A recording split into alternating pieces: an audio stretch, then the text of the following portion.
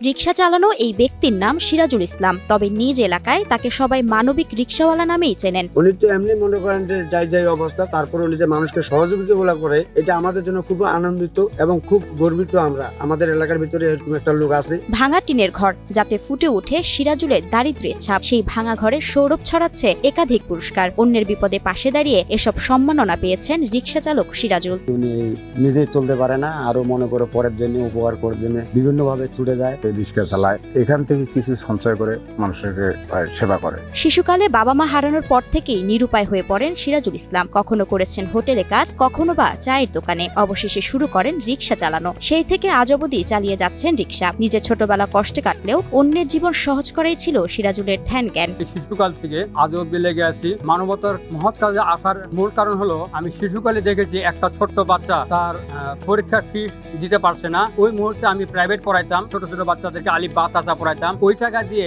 ওইখানে সামান্য কিছু 10 টাকা পাইতাম মাসে। ওই 10টি টাকা ওই অসহায় বাচ্চার হাতে তুলে দেই। ওই অসহায় বাচ্চা ওইটার টাকা দিয়ে স্কুলে ফর্ম ফিল আপ করে। প্রতিদিন বাসা থেকে রিকশা নিয়ে বের হয়ে শহরের বিভিন্ন স্থানে যাত্রীদের নামিয়ে দেন সিরাজ। সে থেকে যা আয় হয় তা নিয়ে দিন শেষে বাসায় ফেরেন তিনি। এরপর সেই উপার্জিত টাকা থেকে কিছু টাকা আলাদা করে জমিয়ে রাখেন।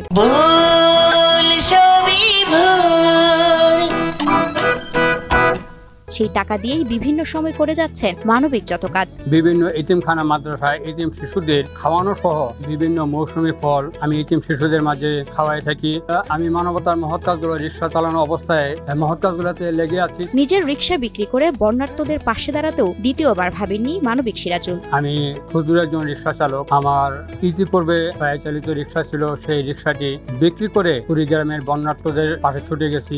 জমানো টাকা দিয়ে প্রায় সময় তিনি সমাজের অবহেলিত এতিম শিশুদের পাশে থাকা, শিশুদের খাওয়ানো, শীতবস্ত্র বিতরণ সহ বিভিন্ন সামাজিক কাজ করে যাচ্ছেন। মৃত্যুর আগ পর্যন্ত মানুষের সেবা করে যাবেন বলে জানান সিরাজুল। তখন থেকে আমার চলছে, আজও অব্দি চলছে, মৃত্যুর আগ পর্যন্ত চলবে ইনশাআল্লাহ। আমাদের চাওয়া পাওয়া হলো একটাই, সেটা হলো আল্লাহর নৈকট্য। এতিম অসহায়দের মুখে হাসি, অসহায়দের মুখে হাসি। এই অসহায়দের মুখে হাসি দেখলে আমাদের হৃদয় সঞ্চয় হয়ে যায়। এসব কাজের জন্য বিভিন্ন স্থান থেকে একাধিক সম্মাননা স্মারক সহ সার্টিফিকেট পেয়েছেন ঠাকুরগাঁও সদর উপজেলার জগন্নাথপুর ইউনিয়নের হাবিবনগর এলাকার বাসিন্দা সিরাজুল ইসলাম।